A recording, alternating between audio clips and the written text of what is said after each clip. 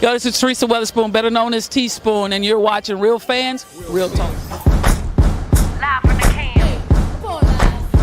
Vibe you can. This is Real Fans, Real Talk. Real fans, real talk. We as real as you thought. Real fans. What's going on? Welcome back to a sequel live episode of Real Fans, Real Talk, because we got the legend back in the building with us today. Because last week we just didn't have enough time, and we love y'all. We tried our very best to get to all the comments, but we was over 2 hours already, so we just couldn't get through to everything. So we asked the legend to come back and rock out with us this weekend. So before I reintroduce our guest, let me introduce my co-host, my brother, Eric Sanchez, aka Legend in Two Games. What's going on? What's really good, bro? And yeah, we've had certain people, certain special guests that have come back to the show. I don't think we've ever done a back-to-back episode with a guest. That's how special last week's episode was, and that's how high the demand was from our supporters for the legendary Miss Tina Hutchinson. Yes, and we didn't even honestly, we did 2 hours. We didn't even scratch the surface on this story, so we had to come back for round two. But ladies and gentlemen, the legend Tina Hutchinson, record breaking basketball stand out, one of the legends. Had a couple of good rivalries in her day as well, and we're gonna get into all of that. We just jumping straight in to the questions because I see they already coming in. Actually, I'm gonna start with this comment first, but let me just, Miss Hutchinson, how are you? God is good, is all I can say. And to God be the glory. He gets all of my praise, everything. I'm glad that last night wasn't my last night on this side. And I always say, to God be the glory for all the things that he's doing in my life. Amen. Let me go to this statement first because this is the statement here. Shout out to my main man, Ron Charles. He says, "Welcome back, Tina. Last week was a blast." Thank you. Yeah, as I mentioned it all fair, but I want to say it on there as well. Good friend of mine, who isn't a big sports fan, a young lady tapped into the show last week, heard your story, was amazed by your story. Wow. I'm not sure if she's on the live yet this week, but she was definitely interested to kind of continue to catch up on your story and learn more about you, and then to see where your journey continued to go. Because again, as you said, we spoke for 2 hours last week, and we pretty much left off with your sophomore year in college. We didn't even get to go into your travels overseas with the game of basketball, and then your journey through life after the game of basketball. Absolutely. Because it is, one thing about life is going to be life, and with you or without you. And my journey from 1983 up until now, it has definitely been a ride. And all I can do is just hang on and see which corner God is going to take me to turn, So I'm excited to see where God is going to take me in the next chapter of my life. I know it's going to be amazing. His way is not my way. His timing is not my timing. It's all on him. That's why I always say, guys, to God be the glory for all the things that he's doing in my life at this particular time, with all the things that's going on in this world.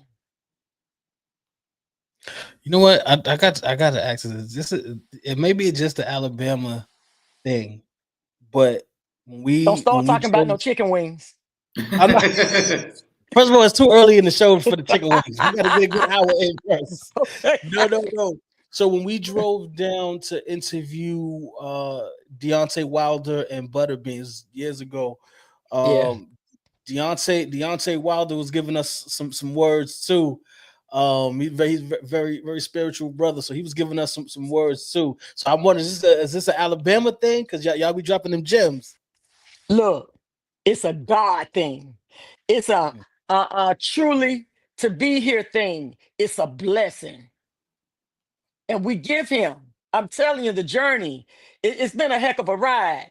And the journey that he was on, still on, he's giving God all the glory. And that's what we're supposed to do, because without him, we're nothing. With Christ, we can do all. Through Christ, we can do all things. So, That's what. he's just grateful. And you got to have an attitude of gratitude because guess what? Mm. I could not be here sitting with you guys right now. Yeah. Something could have easily have happened. So we give God all. I'm telling you, you guys don't understand this thing. This journey is a heck of a journey. No, that's a fact. So it's So, got to be Southern. It's got to be a Southern thing. It's a Southern girl thing. all right. Well, I'll be back down there soon. So I can't wait. I'm Okay, gonna go I'm in gonna show order, you some y'all. love. All right, I'm gonna go in order because I don't want us to miss any of the questions that's coming in. So, Pooh, shout out to Pooh. She says, Tina, so you're an American steel pipe retiree. How is that, and how did you get into that field? Oh my God, how did she know that? Absolutely. Um, I worked at American Cast Iron Pipe Company. I worked I was an inspector, and I worked there for 17 years. And it was an amazing job. That's all I can say. American Cast Iron Pipe Company is it's an amazing place to work for. I don't miss the job per se. I miss the people. It's some great people that work at, we call it here in Birmingham, a SIPCO, ACIPCO, and that's what we call it, a SIPCO. But it's American Cast Iron Pipe Company. That's what that stands for. Oh my God. That's an amazing company to work for. That's all I can say. And the people are awesome. Just so Wow, you how know, does she know Tina, that? our supporters, they they research us as well. They gonna go. They do their homework. When we tell them They we got a deep. guest coming up, they do their homework. I see they deep in the sheets. They deep. They are deep. And how would she know this? I tell you, American they Steel do their Pipe. homework. Wow. Exactly. That's So pretty cool. You know what? I like that. I like that. let's kind of pick up where we were at towards the end of last week's episode because I know we started getting a lot of repeat questions and everybody wanted to ask you about particular matchups, but we kind of left off obviously coming off that injury sophomore year. You kind of trying to figure out what the next steps were going to be because again, this was at a time where there was always a lot of uncertainty around like arthroscopic surgery of the knee and could you be the same player?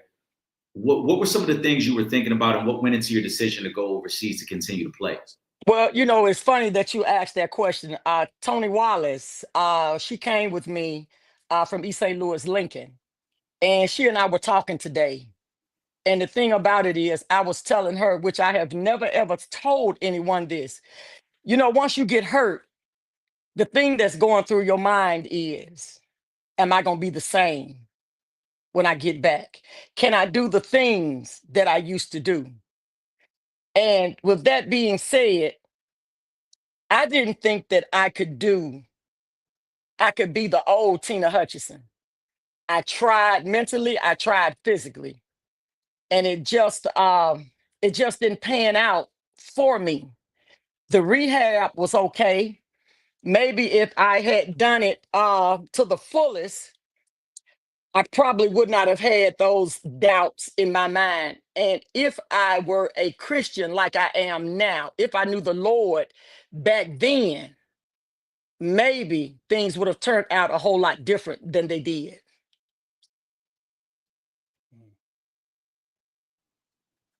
That's deep because a lot of people don't realize. Again, I keep trying to remind people. It is one thing we all love sports, but you were in a position at a very young age with a lot of responsibility, and so Whew. I could I could only imagine what was going through your mind, what type of doubt might have been creeping in your mind. Again, like I said, will I ever be the same type of player? Where does my journey go now? Because it's all happening so quick. You're the number one player in the country, and the next thing you know, you're rehabbing an injury.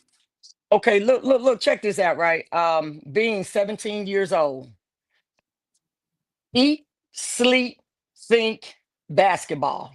Never thought in a million years that I would, first of all, get hurt. Never thought my journey would take me to California with things happening so fast. Now, you got to keep in mind that I'm from the South. I'm from Birmingham, Alabama, originally. Now, I'm from Birmingham to Illinois to California, paused for a minute, got hurt, went overseas in Europe to travel to see the world at somebody else's expense while I still had some type of physical ability to be able to still play basketball. Wasn't 100%, but probably about 80, 85%. But being that, they still couldn't stop me being 85% and not bragging on myself, but wasn't 100%. And I still was doing things, big things with that basketball. So things were starting to happen to me, for me, at a very young age. And I was having to make some decisions that I don't think that I was ready to make because I really hadn't thought about it. But now that I think about it, I was really young. I was really young.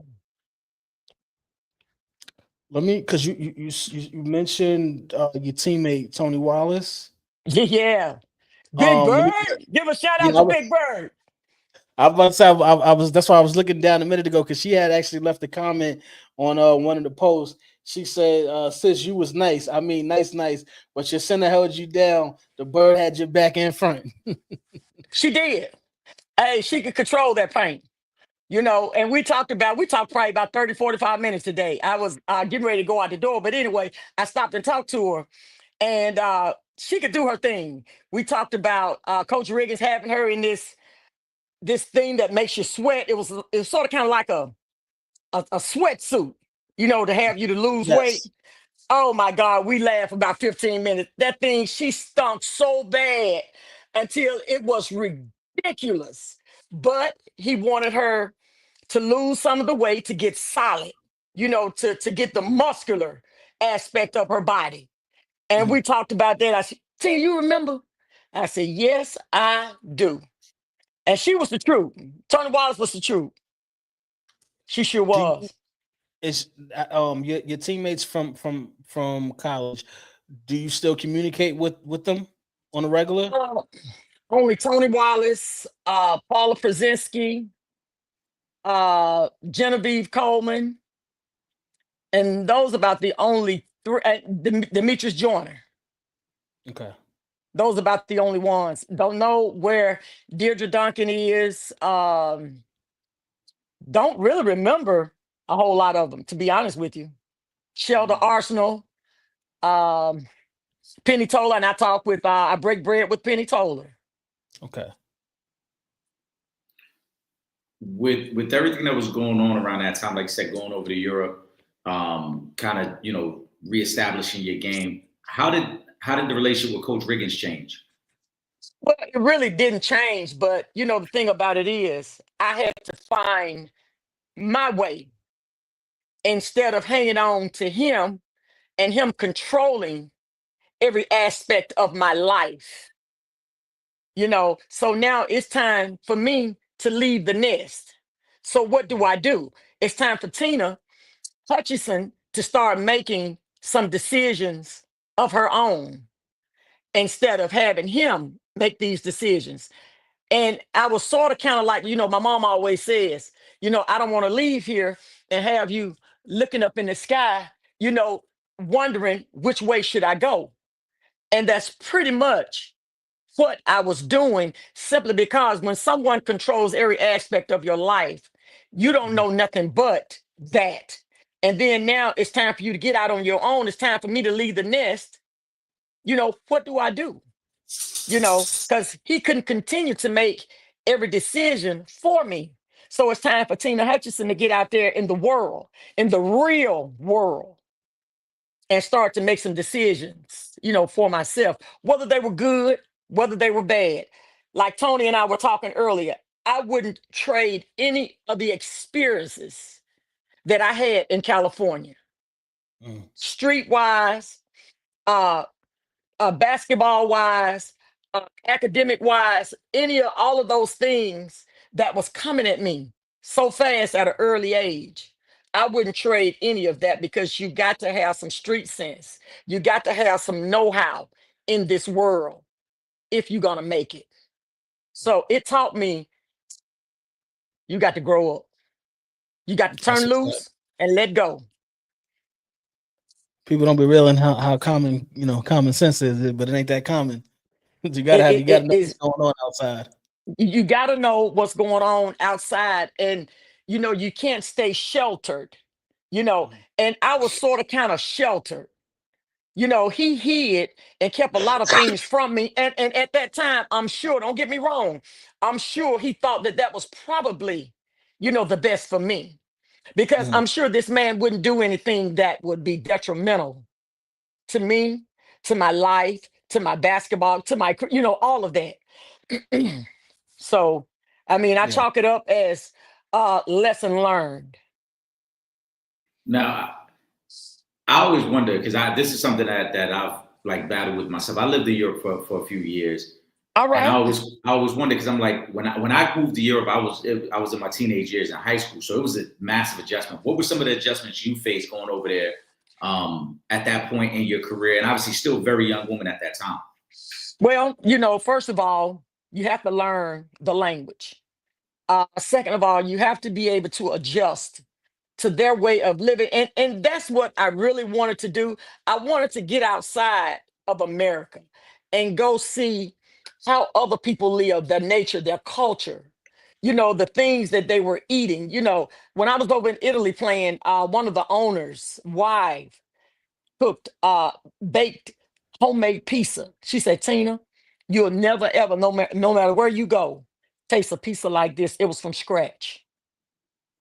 So the things that I learned over there was amazing. Got to see a lot of the cathedrals.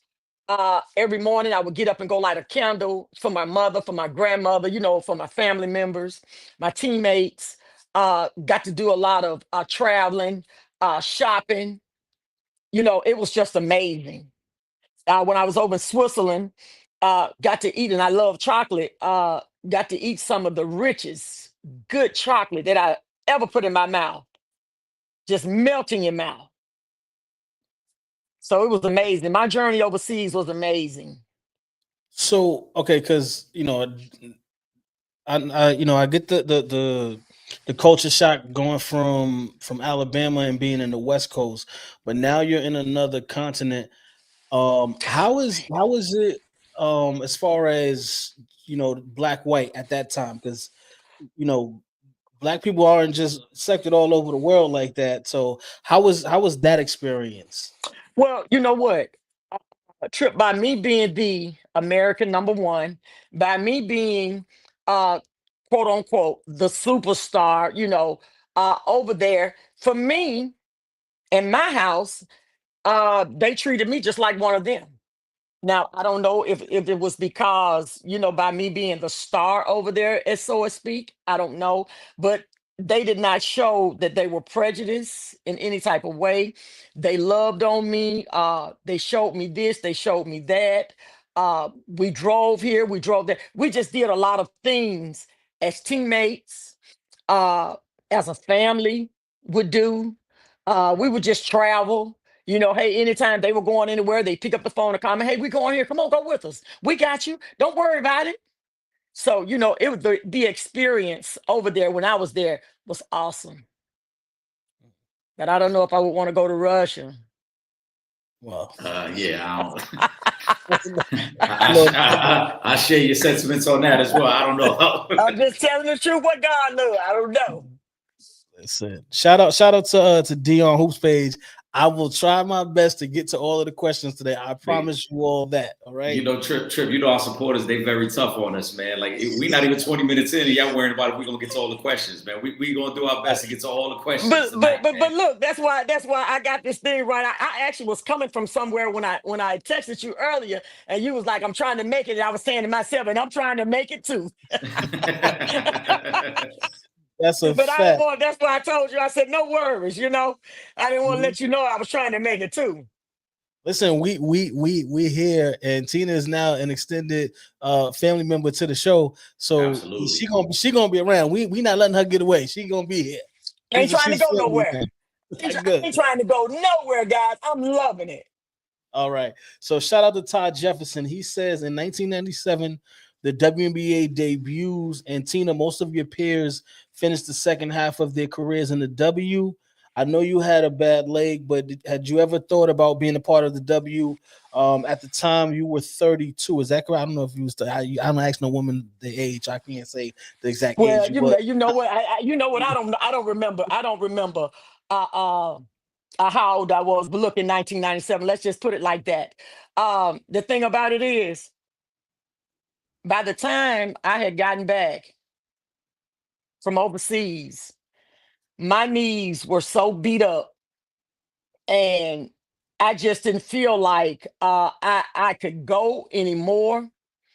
What they were probably what the expectations were at that time, because if they were practicing and doing any of the things that we were doing, that Coach Riggins had us doing, there was no earthly way possible I could have even gone and even tried out for a team in 1997. My knees were so shot out, by then. It was bone on bone, uh, swole, to the max and everything. But now, being that one of the pioneers, helped to lay a foundation, you know, that's worth more to me than actually playing in the W. What about in any other capacity? Because you could have come in and maybe helping as an assistant coach or trainer. Did you ever think about just being a part of it in that capacity, since you couldn't play at that point? You know what? I would have loved to been a part of that, but by being overseas in Europe, coming Mhm. back to California, um, no one that I knew of, unless Coach Riggins just didn't tell me, and I don't think that he would have done that, Mhm. reached out to me. So if someone had reached out to me and said, hey, we need you to get in shape, we want you to be a part of the Phoenix Mercury, Atlanta Dream, whatever, that would have been an honor for me to be able to do that. An honor, because I feel like the knowledge that I have of the game, that I could have contributed a whole lot. Now you got to keep in mind, now these ladies, it's sort of kind of like Dion said. They asked him, Deion Sanders, they asked him, would he be ever interested in coaching the NFL? He said no, because they're grown men. Mhm. I can't tell them nothing that they think that they don't already know. So by them coming out of college, fresh out, I probably could have gave them a couple of pointers, to let them know, hey, if you do it this way, let's try it this way and see if you feel comfortable, and maybe you can, get into your game a little bit better. But yeah, I definitely feel like I could have contributed a lot to those girls. Absolutely. How do you feel the style of play differed in Europe? I have some thoughts on it, but you got to actually live it at a time when the game was growing so much. So, what would you say were the differences in American style of basketball in comparison to Europe? What I really don't like, and the reason why I probably don't like it, is because I can't do it. That Euro step. I always think that them girls are traveling. I said, this step that they doing, oh my God, because now take this. If we had done that back in the day, now that they would have called that traveling. But nowadays, that Euro step, everybody's doing it, everybody's using it. So that's one of the things I just couldn't fathom. And like I say, it's probably because I couldn't do it. But then too, I didn't need to do it. I didn't need no help getting to the basket. Right. That's funny you say that. There's a clip online. There's an old clip of Petrovic, the guard that was with the Nets. I think when he was one of the first to do the Euro step, and the ref was so confused, he called it a travel. And it was a moment where he freezes, looking at it like, was it a travel? Or, I just know he did something I ain't never seen before, so I don't know if it is really a travel. It really is. And then if you think, and I can't fathom this either. Now, they pick the ball up and they do that side step. Never Hmm. did anything like that. So to me, it's sort of kind of like, are we changing this to help them with their game? I mean, think about it. Because you Yeah. got that, to me, that assists them with their game. Now, if we had done that side step travel, the Euro step travel. So, I mean, if that's what you need, that's what you need. But we didn't need it, so that's why we didn't do it. Look, I want to ask you this because I saw something earlier, and I know I've seen a couple of players, both active and retired, speaking on AAU basketball. Hmm. Do you think AAU basketball is good or bad? Well, Tony Wallace and I talked about that today. I never played, they call it travel basketball. I never played travel basketball because I was too busy playing on national teams, playing on sports festival teams, and not knocking that. But like I told my little niece, I said, what I think you should do is work on your game. But now, travel ball, they say, is good for college coaches to be able to see these kids. But now, back in my day, what they did is they came to the games.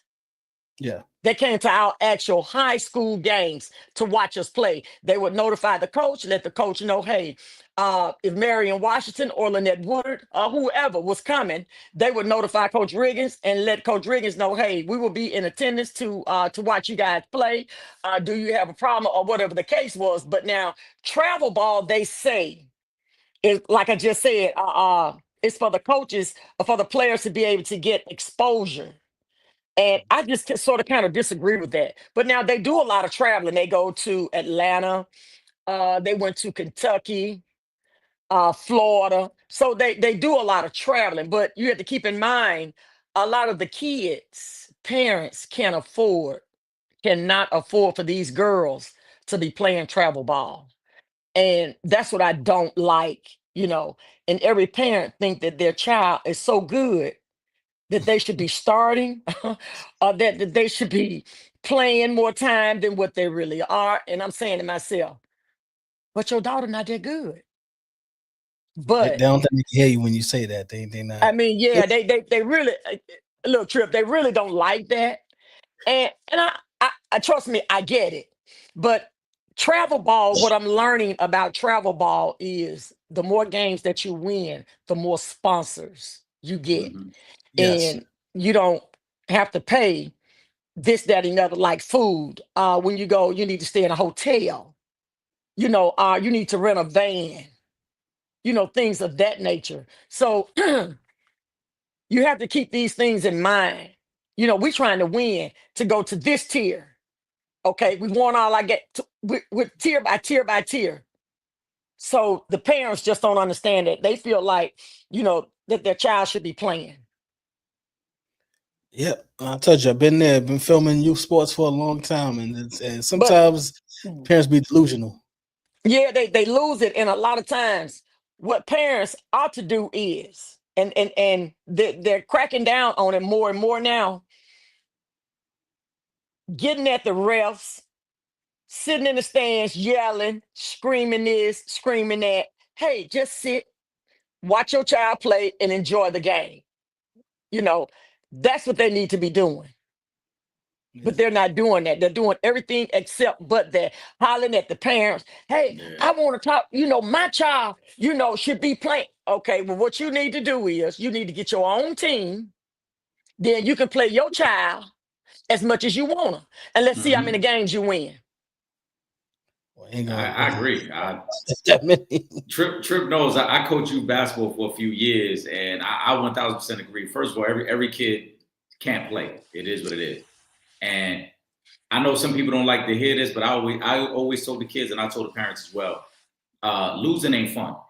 No, it's Everybody not. loves to say. Everybody loves to say, "Oh, it's about having fun." You know what's fun? Winning basketball games is fun. That's just Absolutely. fun. Absolutely. So, Absolutely. so I'm sure that kid at the end of the bench would be more than okay with only playing a minute or two, and we won, as opposed to And me we putting him want out there for 10 minutes and we get absolutely. blown out. Absolutely. But it's the parents a lot of the Hmm. times that's Well, forcing every this. every parent think they got LeBron James in their living room. They Asia think they Wilson. LeVar Ball, and they think they raising every child in the family is a great athlete. Absolutely. When it's just not the case. And then a lot of times they will force these kids to play when they really just not interested. They're just going through the motions. And I really, to be honest with you, Eric, I really don't like to waste my time, so to speak, with kids like that. If you're just going through the motions, okay, you go down at this end. But let me teach these kids that want to play, that's got a passion for Thank you. basketball, that want to further their career in basketball. Let me spend my time with these kids because if you don't want to, then don't waste my time. And that's just Hmm. how I look at it. Now I love everybody. Don't get me wrong. Now I will go down and say a couple of things to that kid that's not really truly interested. I'm gonna give them some time. I'm gonna show them some love as well. But now, if Yeah, you truly want to do this, because see, I had a passion for basketball. I wanted to learn. I wanted to be better. I wanted to be the greatest that ever dribbled a basketball. I yeah. wanted this. Like I said earlier, I slept. I thought about basketball. I ate basketball. I'm talking about all the day long because I wanted to be better. And I Well, had to give up you a was lot. you was better because you had a record that lasted for 40 years. So you did accomplish that. And I thank God for that.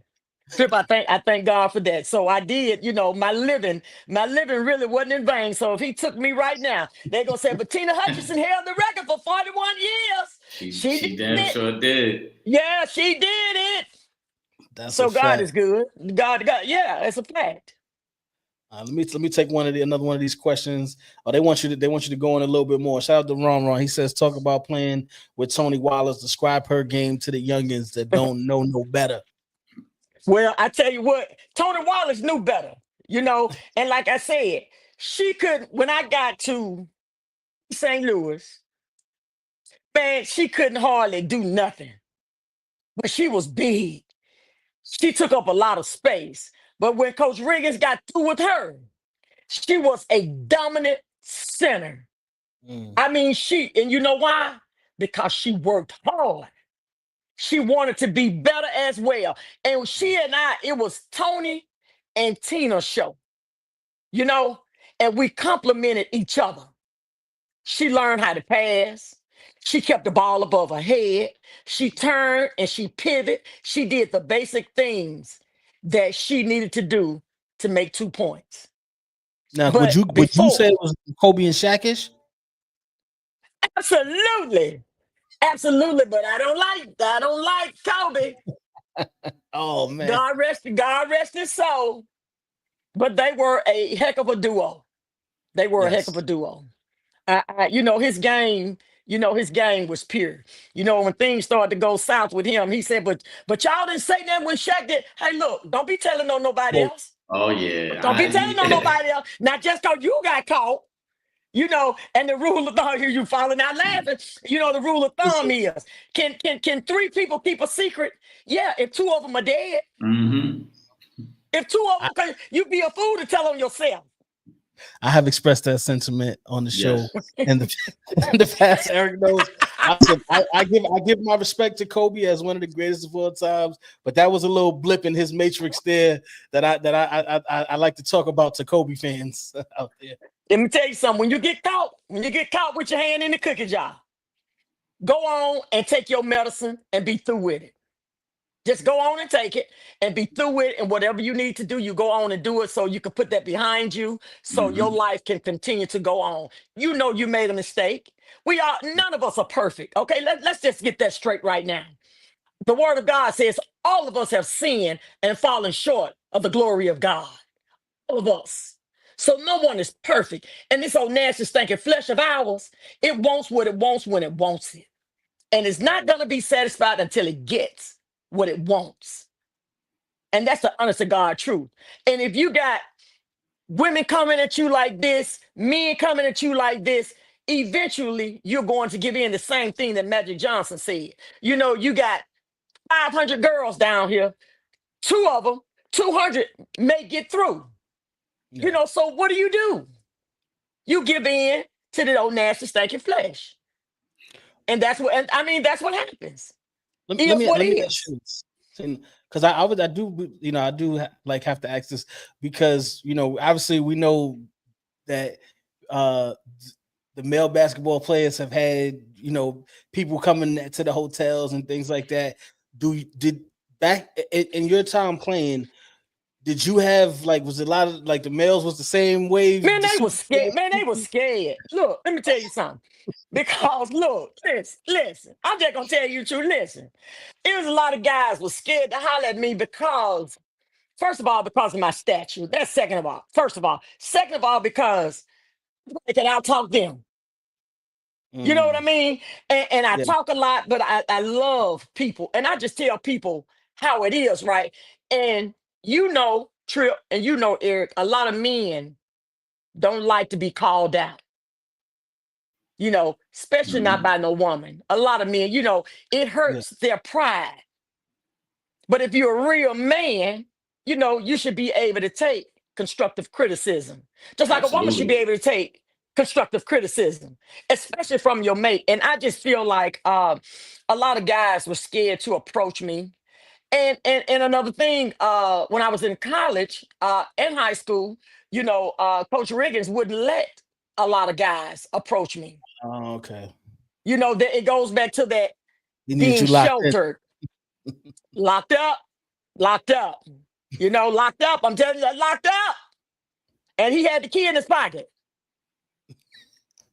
It's just, I mean, hey, but then when I got out there, and like I said, and I got out there and got on my own, right?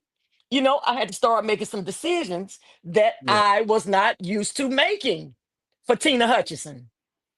Some of them were good, some of them were bad.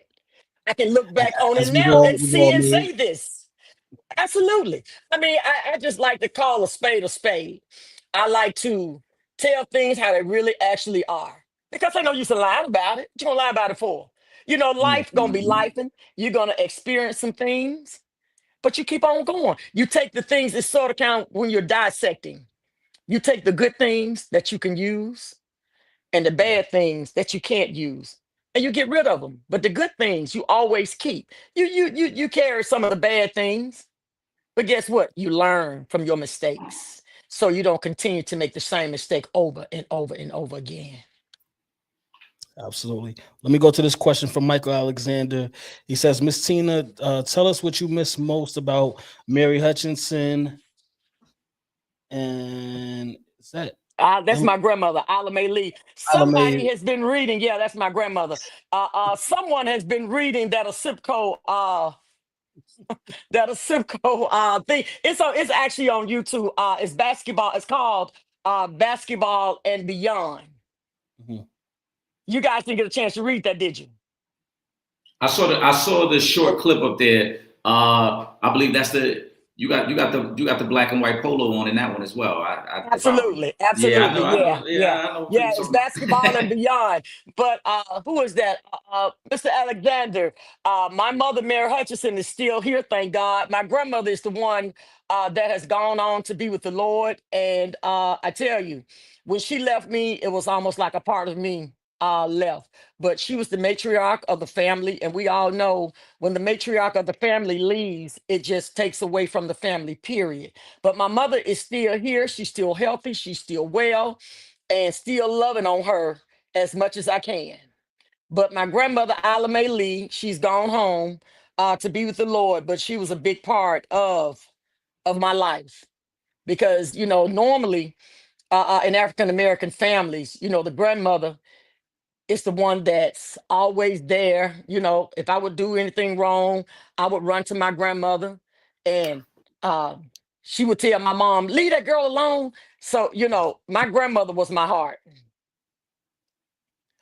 I'm a grandma's boy, so I'm with you on that one because my grandmother do the same thing.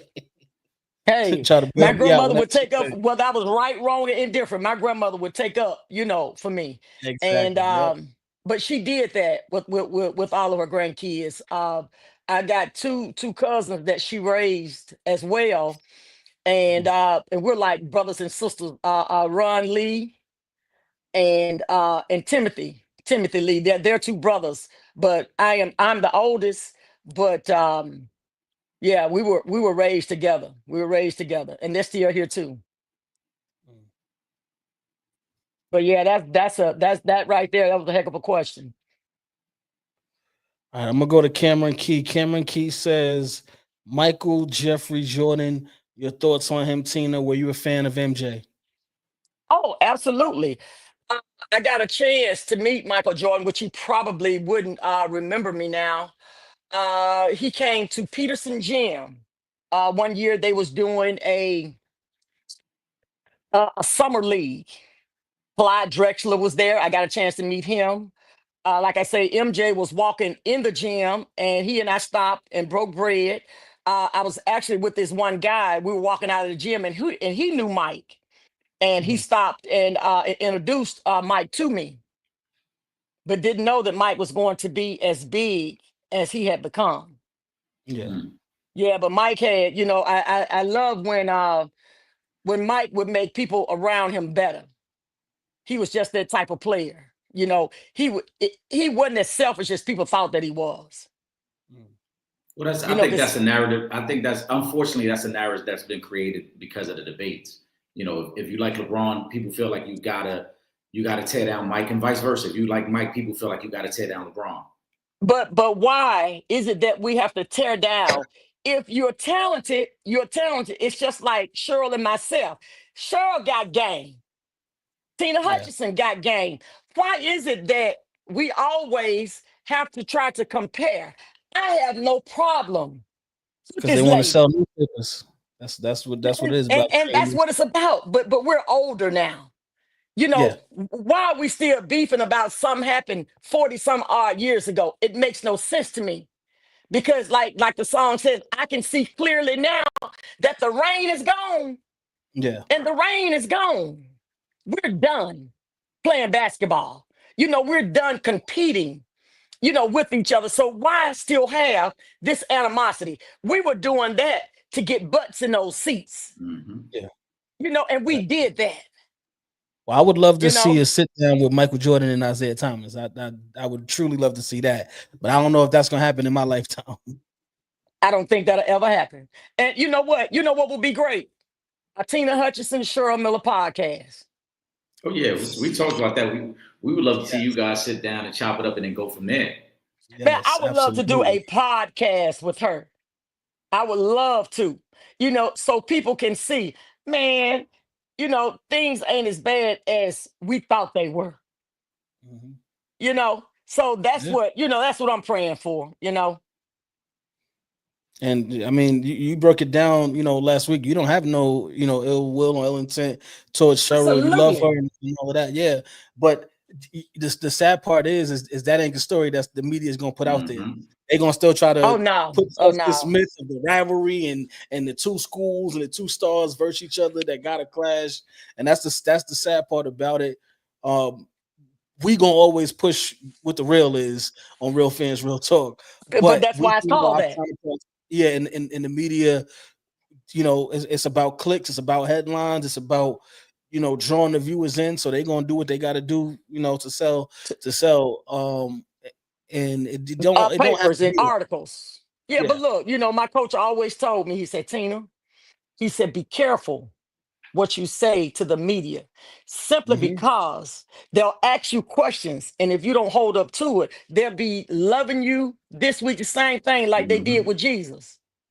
They were And then loving that's him one Friday. And then guess what happened to him? Crucified. One Friday, they was doing this and doing that to him. Oh, Hosanna, praising him, right? And the next weekend, what were they doing? Crucifying.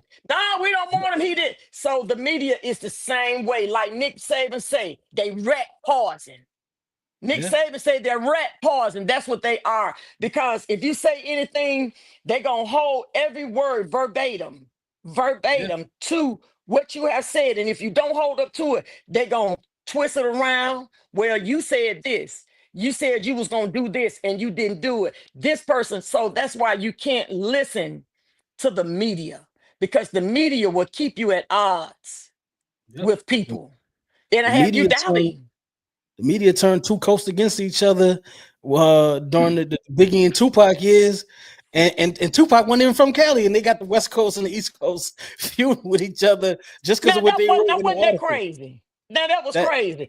Had Tupac singing. I remember when you used to beg, to let you sleep in the house mhm, when you were sleeping on the couch. Man, what are you yeah, saying? Why are you telling all that? Because the media had them beefing, yeah, against each other, and that's what sells articles. That's what sells newspapers. You know what I yeah, mean? That's what sells. People like my aunt always tell me, people would much rather hear a lie than hear the Mm-hmm. truth, because a lie is much more, think about it now, a yeah. lie is much more juicier. And Mm-hmm. it's more, then you can add your little 2 cents to it to spice it up even more. It be hot just like cayenne pepper. you know, be That is hot a like fact. cayenne, I mean, it Hey, be on fire. You know, Hey, what so can I that's say? what they're there for. That's what they're, if you think about it, that is what they are there for. Their job is to keep animosity, to keep papers selling, people reading articles, people tapping on, now we can tap on this and click on this and click on that and read that. You can see how many likes and dislikes, that you have. But that's what the media, that for me, that's what they're all about. Hmm. Yeah, yeah, and it's still going on to this day. Janetta, Absolutely. shout out to Janetta Johnson. She's one of them. She had that good question last week. She said, "What do you miss most about Ernest Riggins Sr.? Wasn't there a stretch where you two didn't get along, or maybe you rebelled?" No, it was never ever a time in my life where I didn't get along with Coach Riggins because, like I said, everything he did, it was for to better me. And it was never a time where he and I clashed heads. Probably when he made me stay at home when I should have gone on that trip when I was in college when I got in trouble. He was making a statement and I still wasn't mad at him or anything because you have to be disciplined, and I understand that. Other players, the rules apply to me just like they apply to them. So he couldn't show any favoritism just because I had came with him from Yeah, Illinois. So it was never he and I she was a team. clashing against each other. And no, rebelling. I was young. I was green. I didn't know what rebelling or not doing with this man because this man was my world because he made all of the decisions and I looked up to him. So why bite the hand that's feeding you? Why rebel against someone that's trying to help you to help yourself? So no, I never ever, and I'm not a person that rebels, especially against my elder. That's not in my demeanor, nor is it's no, that's not none of me. Mm-mm. But that's a great question. You don't know till you ask. Yeah. Shout out to Will Gordon. He says, "What it do, baby?" He's sending love. Where's Will? At? Is he in the Midwest right now, or is he still in He, DC? nah, he back home. He drove back home earlier today. He Okay, should be we'll back we'll out send there us in some love from the Ohio. Midwest. Yeah. All right, and then hold on. Let me go to D. Okay, here we go. Dion Hoops page says, "Tina, with your injury, how much of your game was taken away? I guess it's could you play in the W still have been a would you have been a solid Still player if been you silent. Yeah, I know what he's asking. That injury, like I said earlier, that injury took a lot out of me mentally as well as physically. And a lot of times you think that you can't come back from an extended injury like that. Okay, my aunt is battling. She just had a hip surgery, and like I tell her, I said, look, you can do all the rehab that you wanna.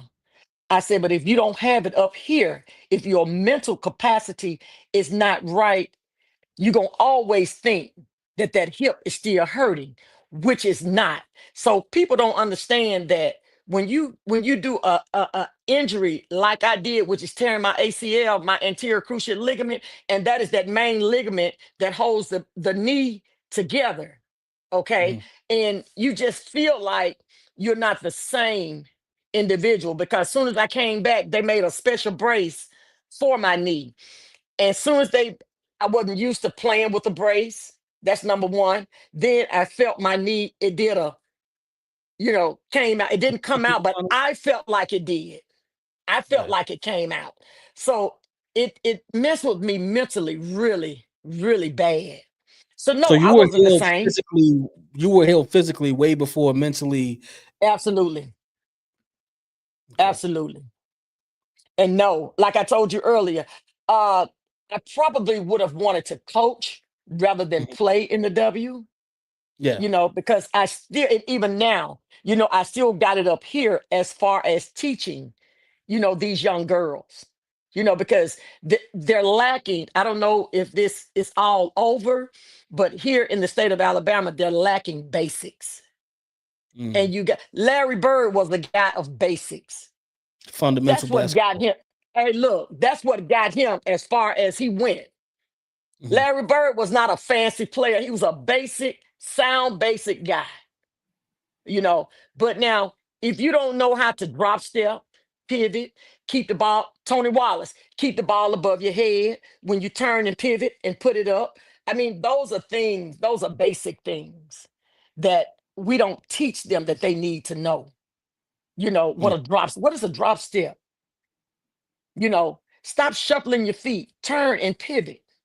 You know, it's little small things that will help you get to the basket. Not the Euro step, not the side step, you know. So I'm really not in favor of it, but because I'm old school, I guess. What other questions you got up there, Trip? Let me go to Imani. Let me first of all, shout out to Imani. She DMs me all week. She's like, oh, is Tina definitely coming back? Because I got some questions. So she I love Imani. She's like one of our biggest supporters. Hey, money. She says, how good were Pamela and Paula McGee as players? Hey, man, them duos, them two there. Me and Tony had to battle with them two, you know. And 6'3", man, come on. They were good. Yeah. They were good. Yeah. Both of them were good. You know, how people would love to say with twins, you know, one is better than the other. They look just alike. You really couldn't tell. You know, Yeah. I can tell them apart now, but you know, back then you really couldn't tell them apart. But for me, their game was just as equal because of the fact that they kind of fed off of each other. You know, their game consisted of each other. They knew where she was going. Pam knew where Paula was going to be, and Paula knew where Pam was going to be. You know, and that's a very good thing. You know, when you that duo, well, actually, it was a trio: Pam, Paula, and Cheryl. And then you got Cynthia Cooper. I mean, come on, you got Coop. That's a hell of a squad right there. I'll say that. Look, it was, yeah, it was. And the McGee sisters was something to reckon with. I just tell you the truth, they were something to reckon with. Shout out, Yes, indeed. Shout out to JaVale McGee too. He was mad cool when I met him. That's their son. The son of Pam, isn't it? Pam, Yeah. Yep. You know, she's got a daughter that's playing in the W. Yes, I seen, because I think she's like there's the only mother with a son and a daughter that plays NBA and in the W. Yeah. Yep. So shout out to all of the McGees. Mm-hmm. All right, let me go to D-Nell Jackson. D-Nell Jackson says, Tina, okay, she wants to know your top 5 female basketball players ever to you. Or then he says, if you want, you can give him 7, because I guess 5 is just it's hard to do. Well, you know what? I like Asia Wilson. I like Reese. You know, I just watch, and I actually like BG. You know, I don't know what's going on with her mentally. I don't know if this Russia thing is still messing with her. You know, because I watched a little bit of her segment with Cam Newton. And you know, the things that was done to her, how humiliating, you know, it was, you know, as her being a female. You know, I don't know if I could have withstood what she had to go through, but you know, that was Russia. You know, and Caitlin Clark, you know, not hating on her, because we talked a little bit about her. You know, she's a shooter. You know, it's a lot of other areas that she could work on. But Caitlin Clark name puts butts in seats, and it sells tickets. So that's what we're shooting for. And it's one other young lady. I can't think of her name. She's a guard and she plays with the Atlanta Dreams. She's pretty good too. So it's hard to just narrow it down, because these ladies that are coming out, and I love Juju. I'm just waiting to see what Ju gonna do. You get that? What Ju gonna do when she get to the W? Yeah. I think she gonna do. I think she gonna clown. And if she don't breaking my record, I'm gonna fine her. You heard that, you better cook when you get to the league. Hey, look, you better cook it up. Look, because you done broke my record. Come on now. Juju is really good. Yeah, she's good. I like Ju. who currently playing would you say is closest to your game? Um, Probably Aja Wilson that Okay. plays for the The Aces. Mhm. yes, Aja Wilson. Now her game is pretty close to mine. Um, she's an all-around player, but now I hadn't really seen her shoot a lot of threes. And like Okay. Tony Wallace and I were talking earlier, Tina, you was shooting the ball almost from the half court line. Dude, So hold on. I just think think if you she had might the have got. She small might have got. ball. Oh, can you hear me? Yeah, I can hear you. I don't know if Trip Trip, connection. Trip, Hang Yeah, Trip, on. Trip yeah. connection. There we go. Oh, you back up, you back up. Tony Wallace and I were talking earlier. Tina, you was already shooting the ball from half court. When there was no 3-point line. And you were shooting it with the big ball. And that ball was monster. That Mm. ball was heavy. So, So so really, you should have been your averages would have been even higher with had the you been 3-point shooting line. the same line. The 3-point line. Right. The There was no 3-point three line. really. Yeah. Hey, look. Hey, Yeah, look. Hey, that look, record Trip. might not be broken right now. Hey, with 3-point line. How you want to put them threes up? Like this? Like Now you got to this? do you got to do the Euro style. That's the Euro. The Euro This. style. Yeah. So they want to put that thumb in there, right? Yep, They want to put that absolutely. thumb. It's all right, But I wouldn't take from when I was playing to now. I wouldn't take anything away. You can even have a 4-point play now, even shooting a three and get fouled on it. Yeah. So that's the advantages of these ladies that are playing now. They have a chance to get more points. And like I tell my AAU girls, shooting that 3-pointer, it looks good. But when you miss it, it looks horrible.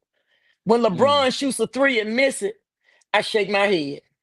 Because number one, I'm old school. Trip, I'm old school. Simply because he's so big, is no reason why he should be out shooting Yeah. 3-point shots.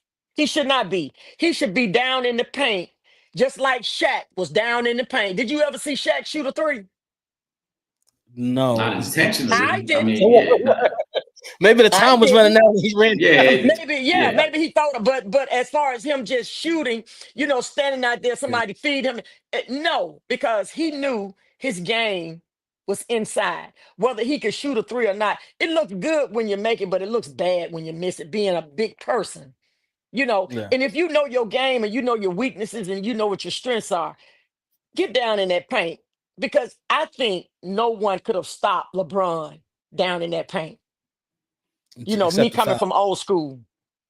Just the foul line. That's the only thing that can stop Hey, LeBron. hey, look, and one, and that's what he was really crying about all the time, because they were Yeah. hanging on him. They couldn't stop him because he was so big and strong. Yeah. They couldn't stop him. So why would you No, want to stand out and shoot a three? I mean, for me, it makes no sense. that's a fact. Let me get to this next one. I see we got a couple of questions from Tony Wallace down here too. Let me start going through these. Shout out to Hoop Central. In 1983, you played for USA in the USA Olympic Festival. Yeah, You the was the sports top, festival. you were the top scorer and made the All 20 team. Did y'all win the gold? And who were some of the players on that team? Oh, Lord have mercy. I don't remember any of the players, but no, we did not win the gold. I think we got the silver. Uh, yeah, we got the silver.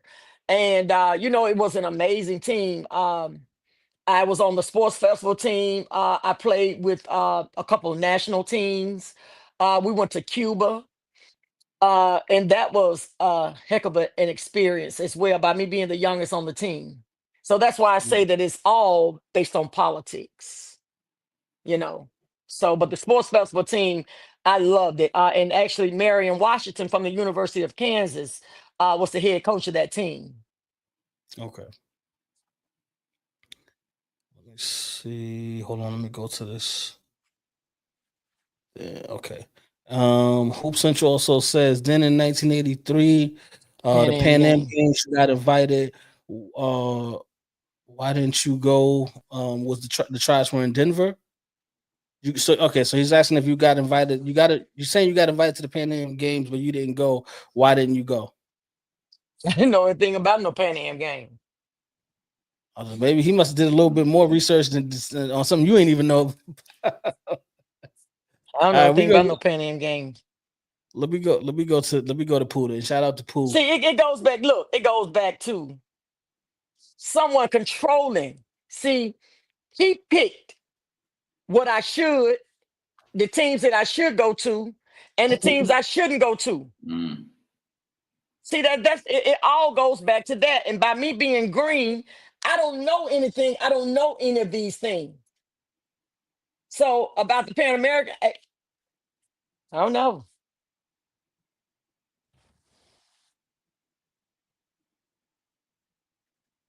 Let me go to Okay. Pooh's Who question. who Then who Pooh want to know says, Tina, you about played me playing overseas. overseas?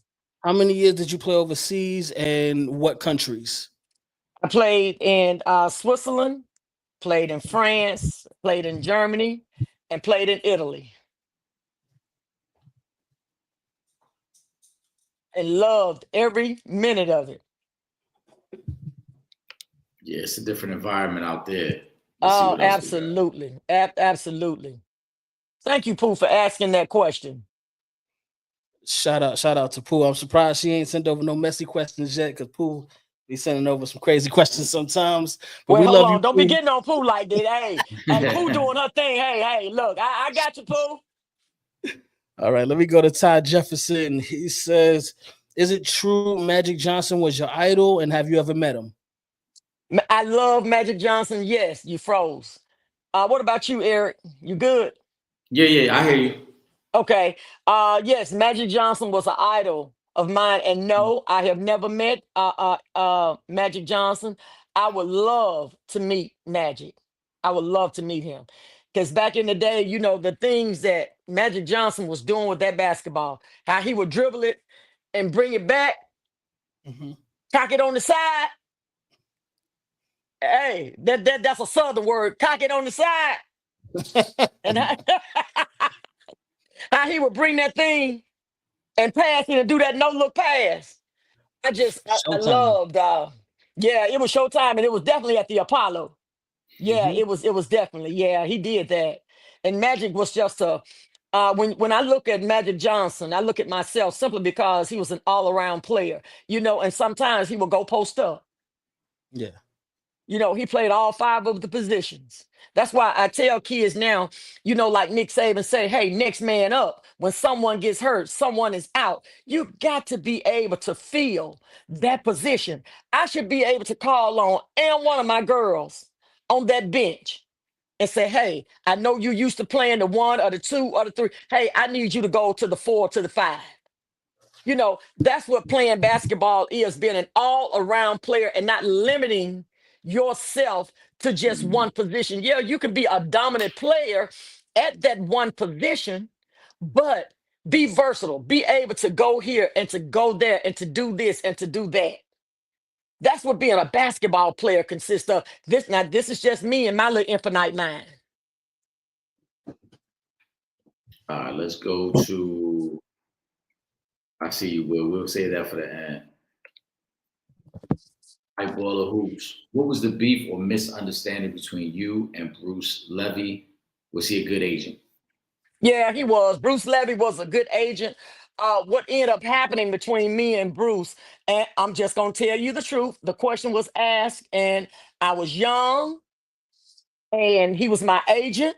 I didn't know anything about this, and I was supposed to have paid him. Yeah, of course, you know it's about money, Mhm. and I was supposed to have paid him some money, which I really did not know because he was getting money from the club that I went to as well. So he was double dipping. So he was double dipping. And when I found out about that, he kind of, you know, poured a little salt on me. But look, it all goes back to me being young. I was young, I was green, I didn't know a whole lot. But I'm not going to lie. That is what happened. It was a money situation. He did not know me to say this or to say that. You understand what I'm saying? So, and how he became my agent, I'm thinking that it was over the phone because he never even sat down and met with me. Mm. It was a phone call type thing.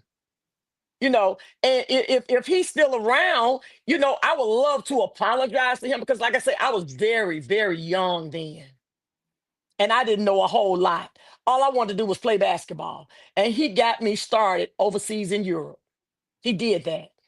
What advice would you give to athletes as they're looking to hire an agent for themselves? Look, just like how you guys did with me and all of the people that's typing in, look, first of all, do your homework Mhm. because everybody is not for everybody. Mm. I didn't know that, but he was the first one that reached out to me. And I wanted to go overseas and play ball. I wanted to still play ball. And like I said, he was the first one that reached out to me. I Okay. did not know anything about this man. Only thing I knew that I think, if I'm not mistaken, his office is located in New York, if I'm not mistaken. And he reached out to me. I said yes, because I didn't know any better. Okay, we're talking about a Southern girl. Yeah. It's a lot of things. Like I said, California taught me a whole lot. And when he reached out to me, yeah, and Coach Riggins, I don't think he did his homework either because he was the one, I think he contacted Coach Riggins and Coach Riggins contacted me. And that's how he and I got hooked up. It was a money thing. And of course, what else could it have been? Nothing but Right. money. I Yeah. owed it this man. And Coach Riggins, because again, a lot of this is new for him as well too, because this is his first time even being on the college level where you At the at this collegiate level.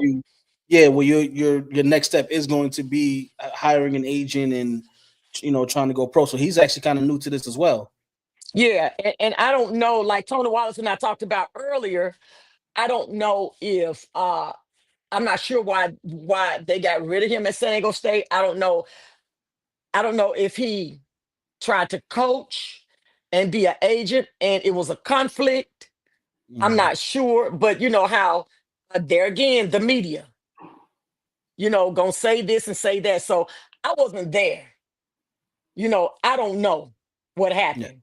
But the only thing I can tell you about is what happened with me because I was there with me. I don't know, but I will say this.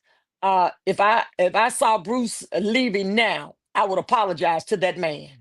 But back then, I didn't care. I didn't know. And things happen. Yeah. Sometimes you had to take things up, you had to take it up, you had to take a loss, and you had to keep moving. You can't dwell on things. And I felt like Bruce was dwelling on a lot of things with me simply because of that little money situation. Mhm. Honest to God, true. Shout out to Tony. She said she's here, sis. She on the check-in. And Ron Charles says Katrina McClain, arguably the best power forward ever, and Teresa Edwards maybe best point. Thoughts on their game and career, and did you play against them ever?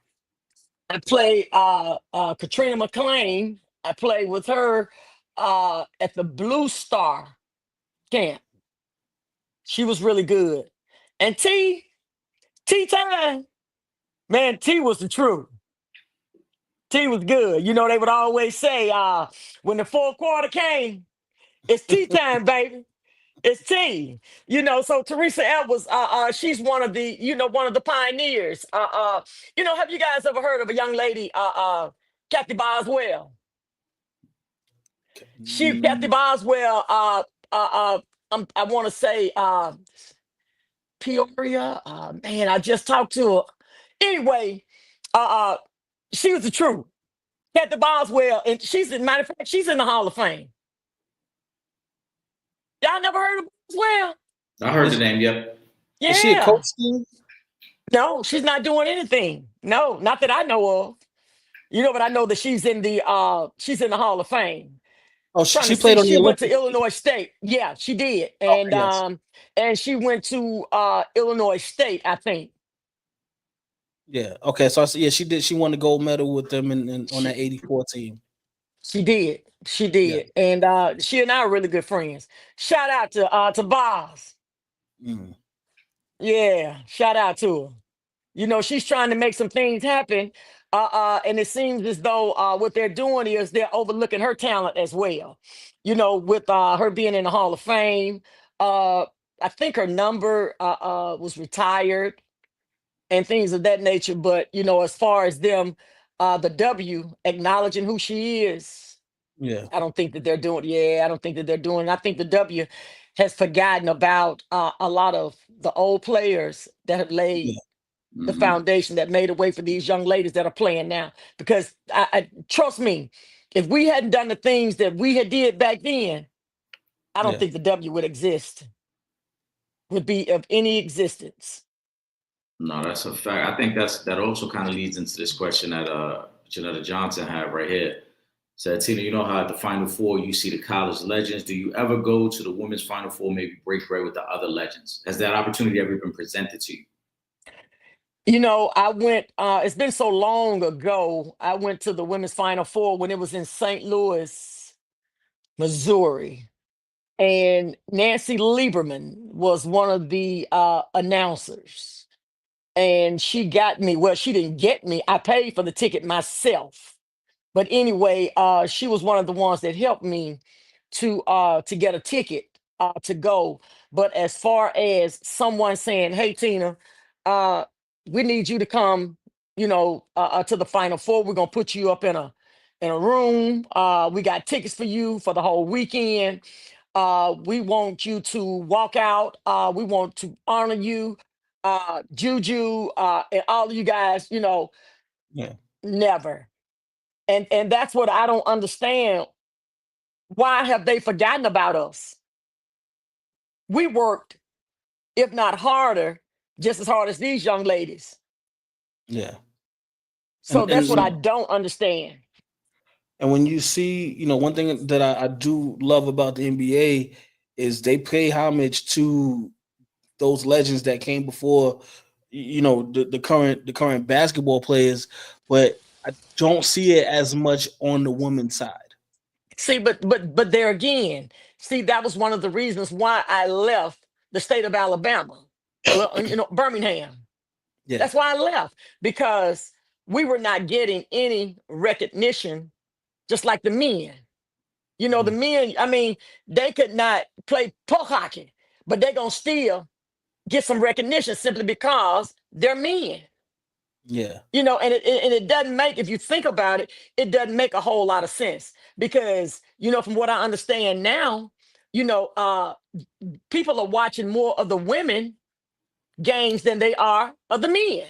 Especially in college, the last couple of years, the women they done took over. I was gonna say, I think in the We have college game, the taken women's over. game has surpassed the men's game in college. Yeah, Yeah. Absolutely. So this is what I'm not understanding, and you still not paying homage to us for doing the things that we did. for laying the groundwork. I think with the WNBA, from what I've seen, the homage that they pay is to that original class that came into the WNBA, but they don't really. I haven't seen them really go back into the collegiate level, with the exception of Cheryl Miller. She's probably the main one that I feel like that didn't play in the WNBA, but still gets that kind of recognition. But outside of that, I think it's really they give that love to that first core of women, the Rebecca Lobo, Lisa Leslie, and that group. But they Diana don't really Taurasi. Diana, yeah, but they don't really go back into the collegiate players that came right before that whole era. Yeah, and you know, it's sad simply because no matter how many years you attended a university, if you left your mark there, I think that you should be recognized. Absolutely. So what they're saying is what you did don't matter. Tina Hutchinson don't matter. Cheryl Miller matters. Pam and Paula McGee, Cynthia Cooper, all these kids simply because they went to the right university, which is University of Southern Cal. They had the right coach. So all of that, in my opinion, plays a big part in your career. They whoever they is, decide whether or not you get to be an All-American, no matter, and this is what I've learned, scoring 20, averaging 29.9 points a game. How am I going to be on the second team? I mean, explain that one. And then I look at the first team, what those names consist of, and not pouring salt on any of those young ladies because all of those young ladies are good.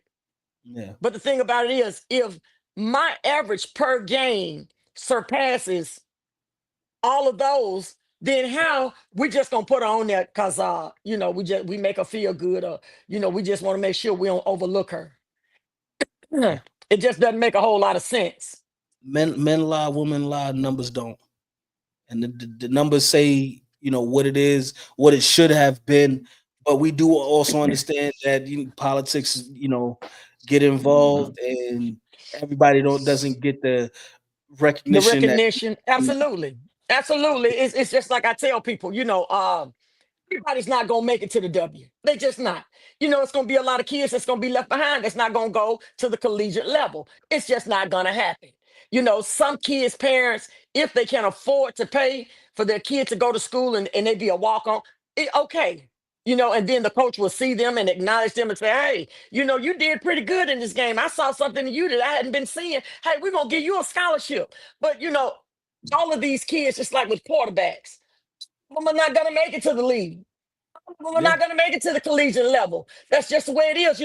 Michael Jordan. I look at him. He was cut from his high school basketball team, and look, he turned out to be one of the greatest players ever. Yeah. So it just goes to show me that man don't know everything, but God does. That's a fact. Let me go to this comment about Dee. Okay, we go. Shout out to Hoops Nation. He wants you to speak about Dee Duncan. Didi was a great player. Didi was a pure shooter and all of that good stuff. I ain't got nothing bad to say about Didi. Was a all-around player. And that's a name right there that I hadn't heard since San Diego State. I've tried to contact Didi through Facebook. Heard that she was in Atlanta. Don't know how true this is, that she was in Atlanta at one point in time, but like I said, tried to look her up on Facebook, but to no avail. But Didi Duncan was a solid shooter. Solid. We're gonna have to start looking for some of them, and we need to get them on, because we need to hear these stories that, like, Oh God, man, I from was these surrounded by. legends. Let me tell you something. I was surrounded by some excellent players. Excellent. But the thing about it is, I think that they were thinking that Coach Riggins wanted them to always get the ball to me rather than them playing their game. And I'm telling them, like, you can shoot, you can pass, you can this, you can that. You ain't got to always look for me. Do your thing. He can't stop you from doing your thing. That's why Yeah. you on the team. But I think mentally, that's probably what they were thinking. That's what we You had to know, do. Get the ball to the superstar. That's hey, well, but you know what? Hey, man, look, come on now, Trip. All of us were superstars.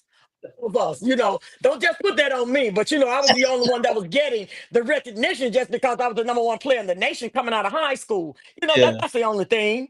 But all those girls that I was surrounded by, they made me better. I ain't gonna lie, they made me better. They made me want the ball even more and more.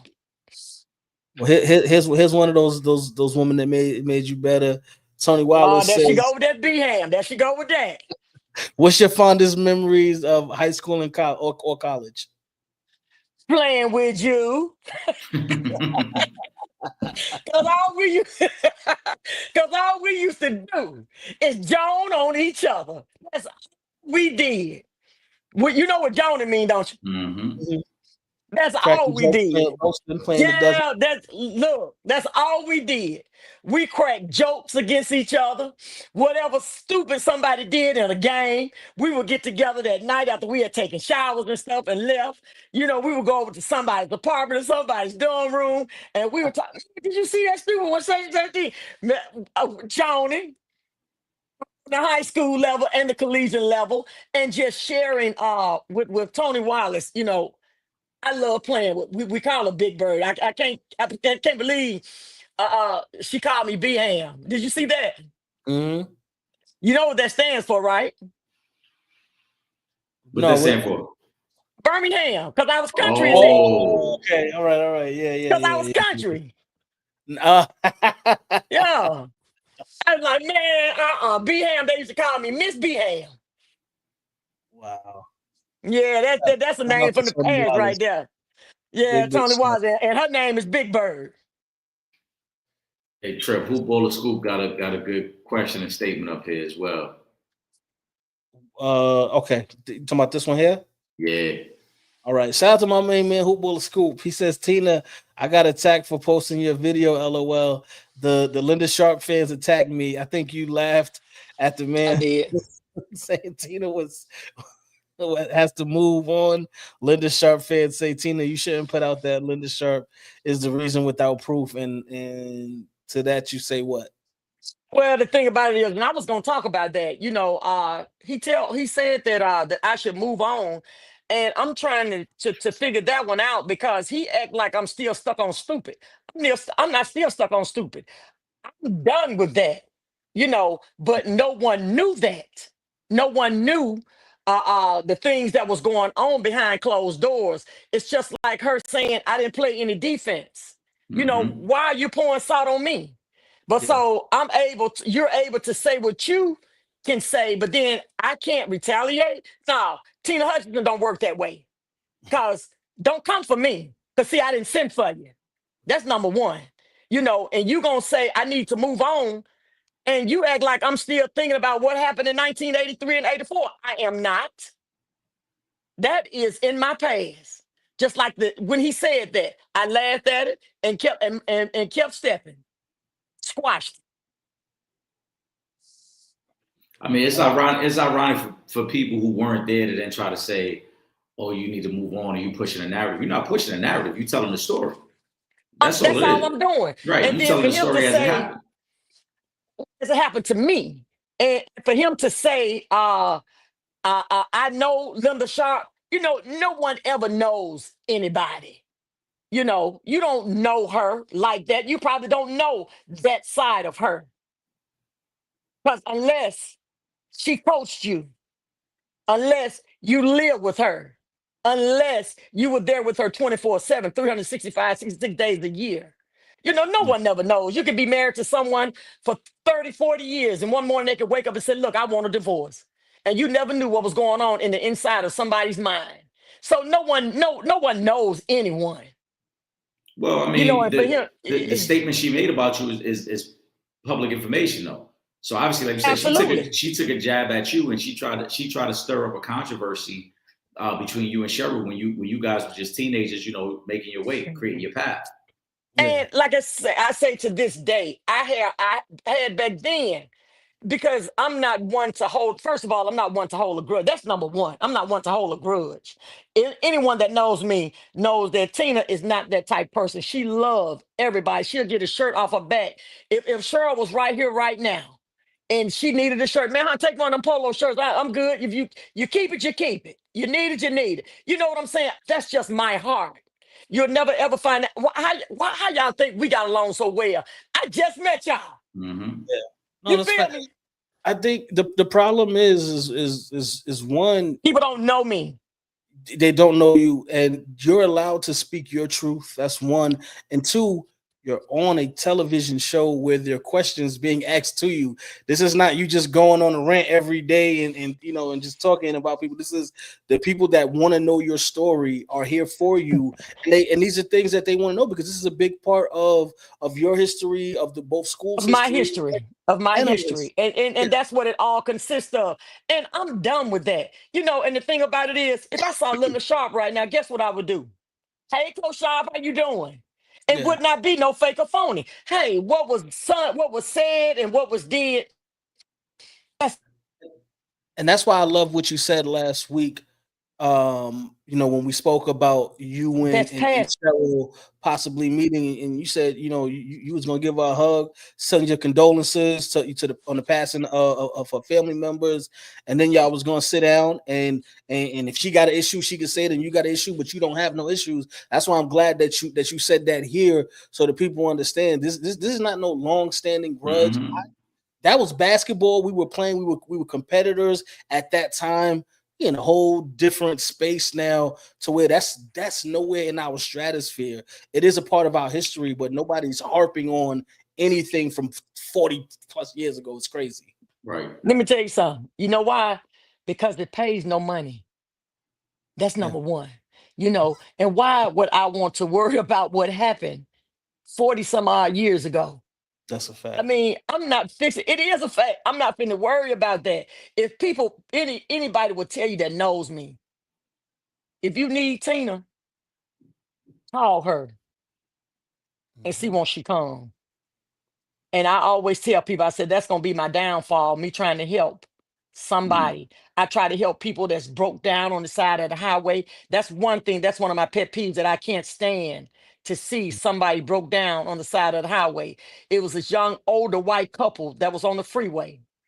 They were right in the center lane. So I got over, so that I got behind them so that they could get over, because nobody was letting them over. You understand me?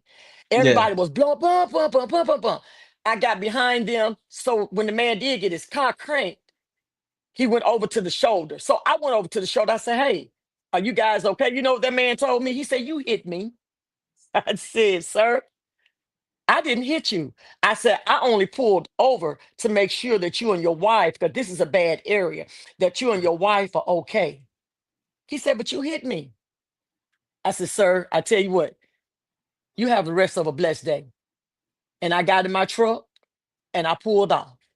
And all I was trying to do was just help them, because everybody else, it was crazy. They were just yeah. going around them. They were just blowing, blowing, blowing. And I think what he had did is he had probably got his car probably uh, conked out on him, and he kind of got kind of scared, Mm. and by him being on the freeway and it was rush hour, people were going and people were blowing the horn. And I was the only one that tried to help this old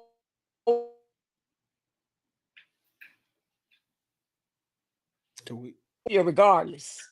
Yeah. When Dark, hold on. Tita's still with it. Don't worry. She gonna get right You see, back in the matrix. Don't worry, y'all. can't We'll hear just you. give. The camera went out. I can hear you, but I can't. But we can't see you. Eric, can you hear? I can hear you. I can't hear Tina though. Okay, she probably got a call or something. Y'all Yeah, hang in probably there. a call came through or something. Listen, y'all know she on the live with us. Let me call her right now, man. We getting to the good part. All right, we're gonna get Tina back up here in just a minute, and we're gonna get to these questions. I'm gonna start running through. I see the questions here. I know. I'm gonna get to all of these this week. We will. I promise y'all, we will finish all of the questions this week. All right, do not worry. Once we get Tina back up here, we will get right back to it. Actually, let me just get the next question ready while we're waiting on her to get back up here. I think it was this one from Michael Alexander. I'm gonna keep that up there. So as soon as she logs back on, we'll And I go need to answer this question. to that question. Tina, can you hear us? Okay, she's still all right. Hopefully she'll just log out and log back in. In the meantime though, It's while we're on your waiting end. on Tina to get It's on your back, end. let me just let me remove this from the stage. All right. So we'll get Tina back up as soon as she logs back in. In the meantime, um, they did just drop the Madden ratings. The 99 Club has been officially labeled. If y'all want some smoke in Madden, let me know, because I already got the pre-order on deck. And if you haven't noticed, my Ravens are the best team in Madden right now. So I'm very excited about that. And of course, my boy Lamar Jackson is a member of the 99 Club. So, I have to just want to say, if y'all video gamers out there, It's going down in a couple of days. I got the early release, so it's about to be lit. Oh, and Eric, I was talking to somebody today. We were trying to put an early ticket in, and I did pick your Colts to win the division. Well, I got a futures play. I think that's a winner. I'm gonna release that on Wednesday nights live. Shout out to Will Gordon here now. We're chopping it up yesterday, and we back live this Wednesday. So we're gonna start getting into some of the NFL futures picks and some NFL talk. So I'm interested to see that ticket that you got. But like I said, I'm gonna be putting some ideas out this week as well. All right, Tina, can you hear us? We got the video back. We can't hear you yet, Tina. She freezes again. Oh, she's trying to. Okay, I think. Tina, can you hear us?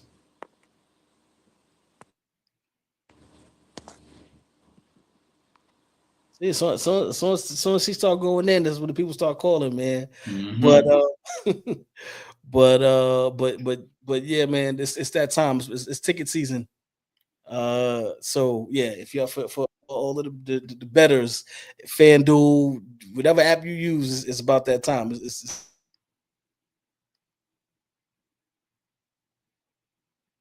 Trip, I think you might have froze there, and I know Tina's trying to get back in. It's okay. a lot. You hear me, Trip? Yeah, I hear you. All right. Tina, can you hear us? All right. Technical difficulties. Don't worry, y'all. We're working on getting Tina back. Don't worry. And we're gonna get to those questions. Just hang tight just a second. Let Tina get her phone ready, and we're gonna rock right back out.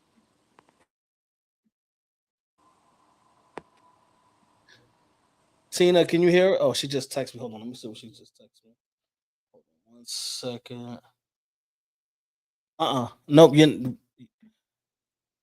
try to log back in and out, Tina. Let me text her that.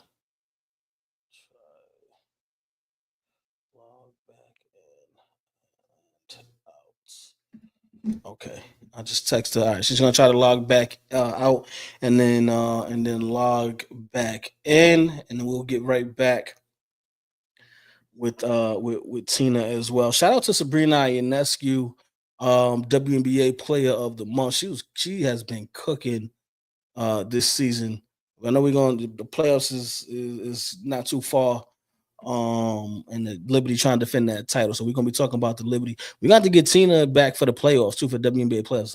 I think we should have her come back on at some point during the WNBA playoffs. All right, let's try now. I think we got Tina back now. Hey, there we go. It was yo, man. Hey, look, they kept saying that the hostess got you muted. I'm like, why you gonna mute me now when my girl Laquan asking me a question? What's up? No, the people is here. They're waiting for you, man, to get back. As a matter of fact, I was just saying we're gonna have to get you up here for the when the WNBA playoffs start. We're gonna have you come up and do a show with us. Absolutely, absolutely. For the playoffs. All right, see, y'all heard it here. Tina gonna be back again for the WNBA playoffs. It's locked in. Hey, do you guys know Laquan? Say that again. Do you know Laquan? No. Starworth? No, I don't. Is this a teammate of yours? No, she's a friend of mine. Okay, I will. Then you go ahead and fill us in on Laquan Starworth. Well, you know, she's. I met her. Actually, I met her through Alyssa. Okay. Yep. So she's not a hooper. Yes, she is. She was our point guard. She played at LSU. Oh, okay. Got you. Okay, yes. Correct. Okay. Yeah, I do see. Yep. Okay.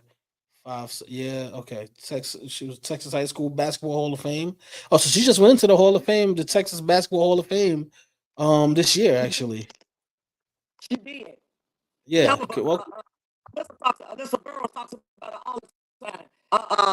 Hell of a. Okay. Hold on, Tina. It's a little. The audio was a little choppy. Point.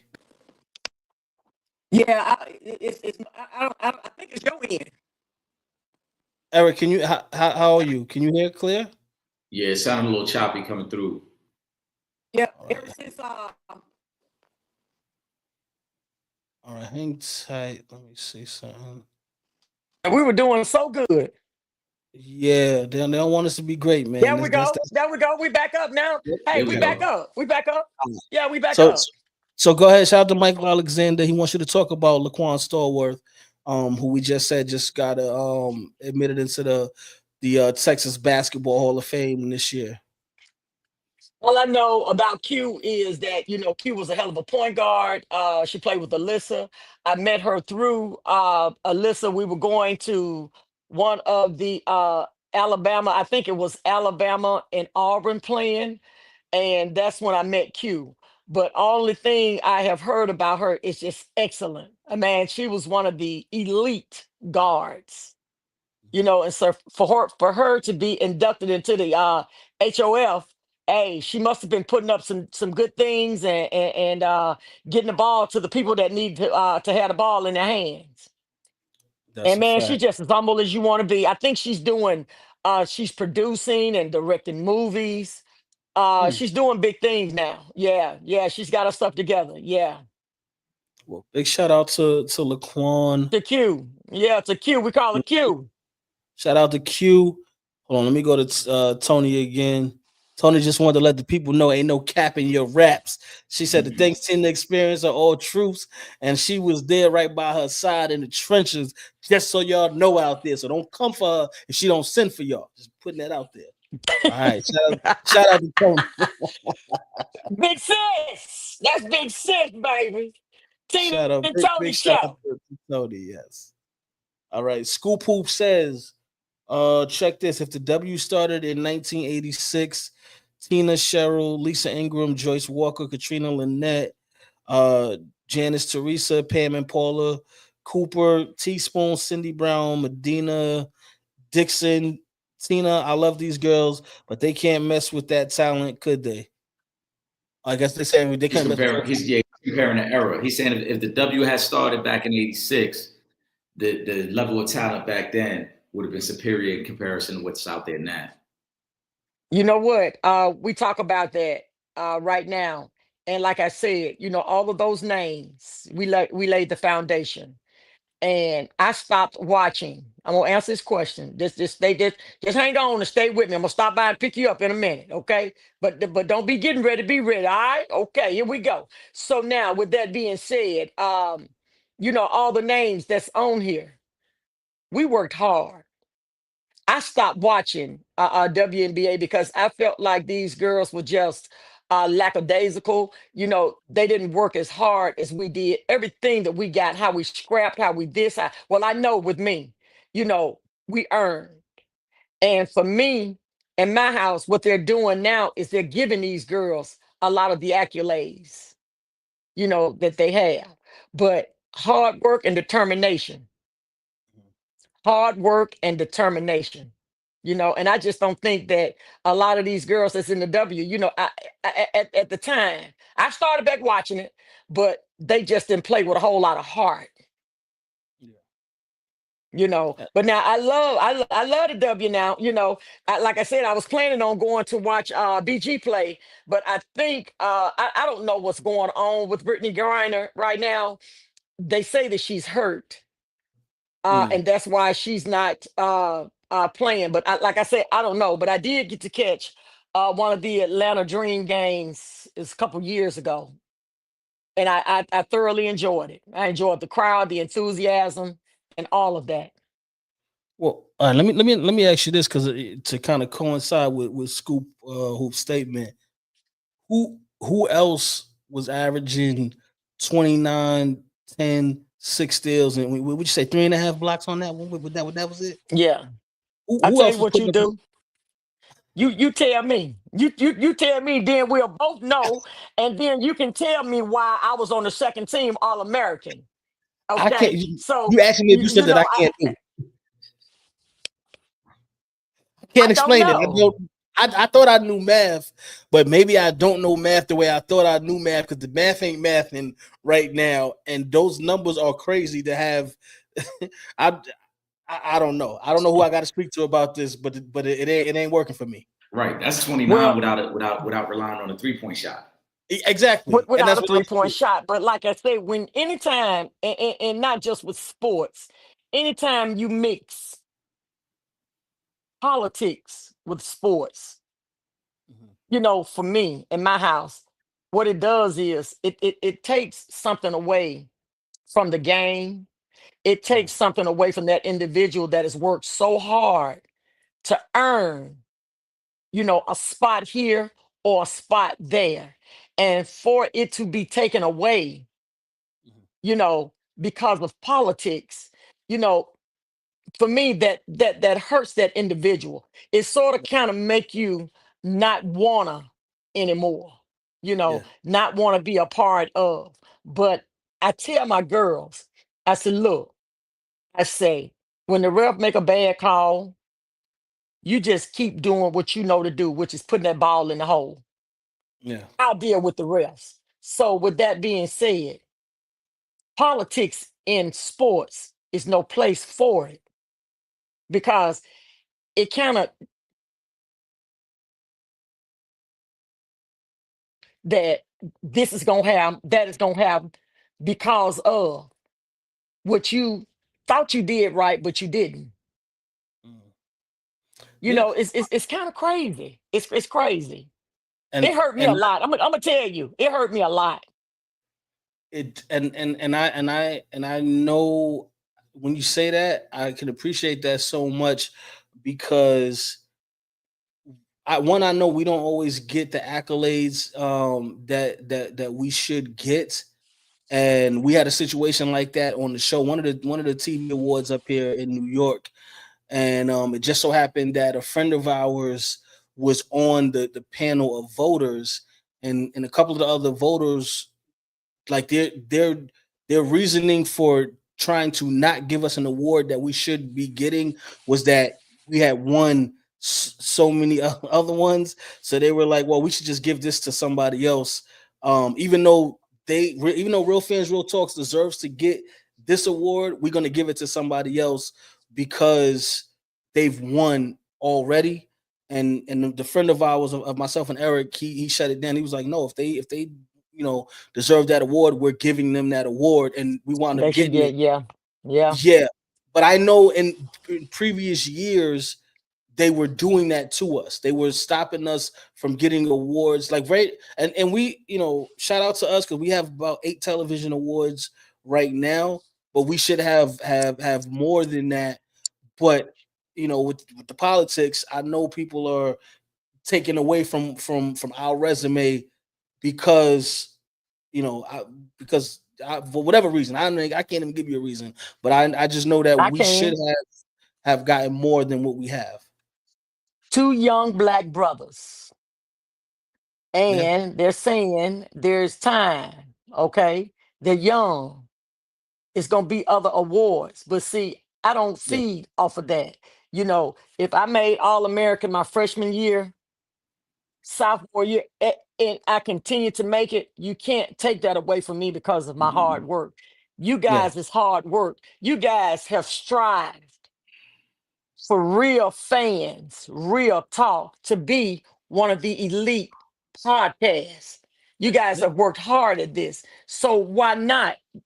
When you kept saying give it, no, we earned this. yeah, Y'all ain't gave us nothing. yeah, We earned. And that's what I can't understand. Why would you want to accept an award when you know you didn't earn it? So they gave it yeah. to someone that didn't earn it. And you guys earned this. Mm-hmm. Our motto at Lincoln High School, and we took that to the collegiate level, and I took that overseas in Europe, and that's probably why my knees got so messed up. Blood, sweat, and tears. Yeah, That's what we bleed. Blood, sweat, and tears at East St. Louis Lincoln High School. And I'm sure you guys stayed up, in order for you guys to know my background, know my history. Hey yeah. man, y'all had to do some research. Oh no, that's a Hey, y'all fact. had to do this, y'all had to do that. Yeah, y'all had to collaborate with each other. Yep. You just can't come on a podcast and not know nothing about an individual. Mm-hmm. Yeah. And we're not even in Man, the that's same crazy. state anymore. When we started the show, But we that's was the in the same thing. state. So Eric, where are you now? I'm located in Southern Maryland, just outside of DC. Okay. Okay, in Maryland. Okay. So that's crazy. Now look, phone call after phone call. Hey, then you might think of something. Hey, let me hit Eric up. Bam, bam, bam. Hey, we need to talk about this. We need to talk about that. See, that's what's going on in society now. It's politics with everything. And I yeah, just think when people work hard, there's no room for politics. I agree with And it that. seems to be everywhere these days. It's everywhere. That's why I prayed for you guys this podcast. But you know what? The doors that he's about to open, like this guy told me, I was at a crab boil over my baby brother's house, and Eric Richardson, which is a household name at Carver High School, he said, "Hey." He said, "Don't worry about it." He said, "Because my son just started working for this sports company. I'm gonna give him your number. Y'all gonna talk, and y'all gonna elevate each other." And that's the same thing what y'all doing. Y'all yeah, finna elevate each other. Y'all going together. It's sort of kind of like I told Alyssa, I said, hey, whatever go down with this, whatever accolades or whatever, who called me and said, hey, look, I need you to do this. I said, hey, sis, I said, I got my hand in the bag. I'm pulling you right with me. See, because mm, I go by the motto of no one around me is going to be left behind. If I flourish, you're going to. If I absolutely. move, you're going to move. You're going to move with me because it may be something that you could tell me that I might need to know at that particular time. Yeah, See, so you guys complement each other, and yeah, that's the whole thing. If Mhm. two people working together and you on the left and he on the right, and y'all at odds with each other, you already know that's not going to prosper. But it yeah. seems as though y'all got a good relationship. The first thing you told me, man, I wish Eric, the first thing he said when he come to Birmingham, man, I wish Eric could be with me. Well, I'm sorry, he can't. That's my I'm brother, man. I sorry. need my brother when I'm on the road, man. But look, but I told you, I'm sorry. But he Mhm. can't. He can't go everywhere you go. Now he can catch the next bus, but this bus finna leave him. Right, yeah. This I can't go on this one, man. That's a But you, fact. It's hey, all look, good though. but it's gonna be others, and I'm Right. just ecstatic about meeting you guys. I promise you, I am just breaking Yeah. bread with you because now I got to be honest. I got to be honest with you. When Hoop Scoop reached out to me, and Mhm. I thought it was a AI. I thought it was a joke because I had my phone right there in my hand, right. I said, man, you know what? These people ought to stop playing. They ain't doing but playing with me. Then he kept da-da-da-da, da-da-da. And then when he shot me your number, Mhm. I said, this Yeah. number don't work for nothing. This number ain't no good. These people don't know me. No, I'm just teasing. I'm just grateful. I'm just grateful. No, Shout out to I'm Hoop just Ball grateful. Scoop, man. That's the plug right there. Shout out Shout to Hoop out. Ball Hey, Scoop. and that's for sure. Shout out. Shout out to brother. Yeah, Appreciate you. yeah, All right, let yeah. me go through these. We got about 4 questions left, and we're gonna make it. The last question is gonna be actually gonna be Hoop Baller Scoop's question. So let me I run through got these you. last four because we're gonna run out of time again because it'd be too much Oh fun man. when you come to hang Nah, out with us. It'd be too much fun, Tina. I was about to say that hoop ball or Yeah. scoop. I don't. Yeah, let's try to get the other ones. No, not to hoop ball or scoop, but that one. That's a lengthy question because he wants to know about that Shannon Sharp situation. That's going to take us over Yeah. 2 hours. All right, so let me go ahead. Todd Jefferson says Tina, seeing Cheryl Miller's success and her coaching and doing TV for NBA for years, did you ever frown upon it, or are you like, I'm happy for her? And remember, she blew her knee out in '86 too. You know what? I never ever hated on her. The blessings of the Lord was upon her. I don't care nothing about what people were saying, the animosity. I don't have any animosity against Cheryl. She coached, she did this, she did that. She and her brother both were doing great things. Mhm. Reggie as well. Yeah, And no, I did not hate on Cheryl. I wish she would get in contact with me, so we can lay all of this foolishness because that's all it is. It's foolishness. I am yeah, so proud of Cheryl until it's not even funny. Like I said last Monday, when she blew out her knee, I made it a point to get her number from one of my teammates, which grew up with Cheryl, played at Riverside with mm, Cheryl.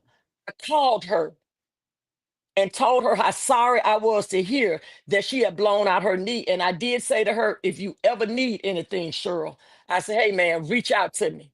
I say, I got you. And no, I am not jealous of this sister's success.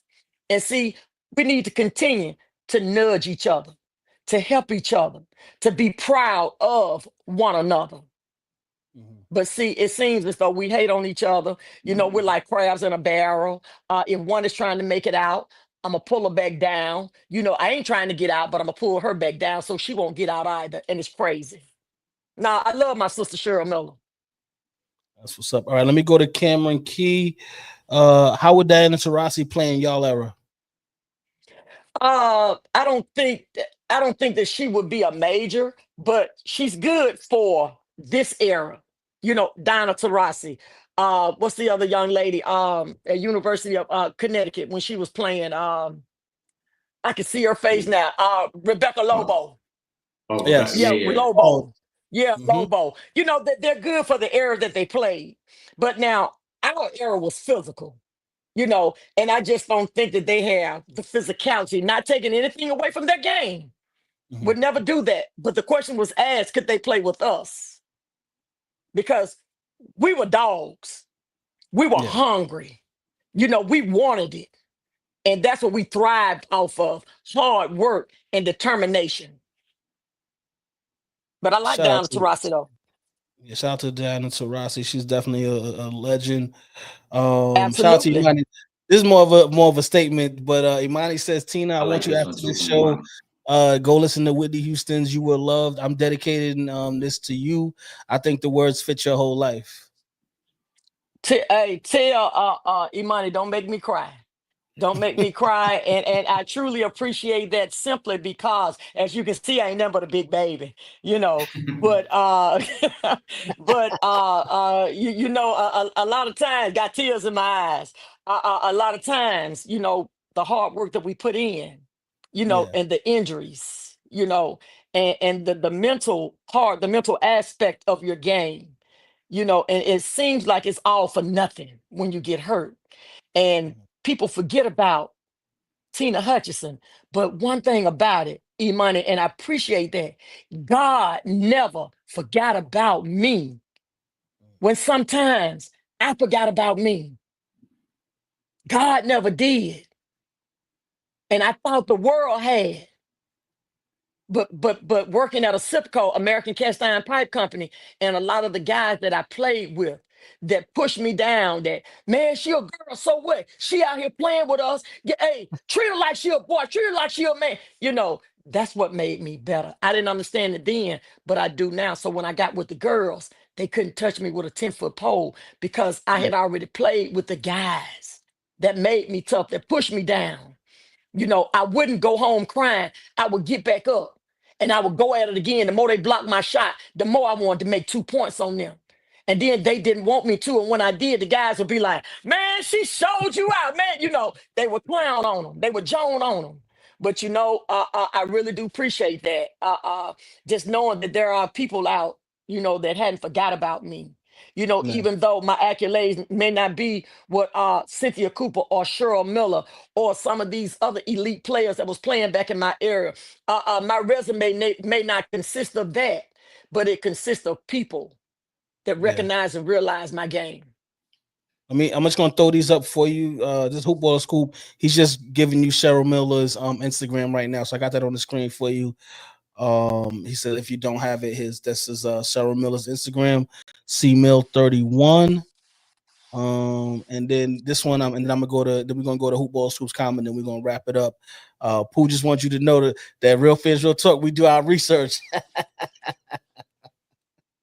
You gotta Let love me it, tell you man. something. Let me tell you something. Let me tell you something.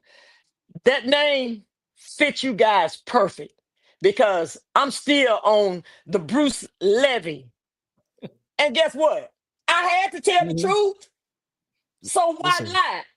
Look, this world don't owe me nothing. But yeah, the question was asked, and I had to answer the question to the best of my ability, to the best of my knowledge. yeah, And when somebody pours salt on you, it's probably 9 times out of 10, it's got something to do with money. yeah. You can best believe that. But is he put that girl Instagram out there like that? Yeah, well, I mean, it's public. Anybody can get it. I'm following her on Instagram as well. All Well, right, let yeah, me but go do she to. ever respond?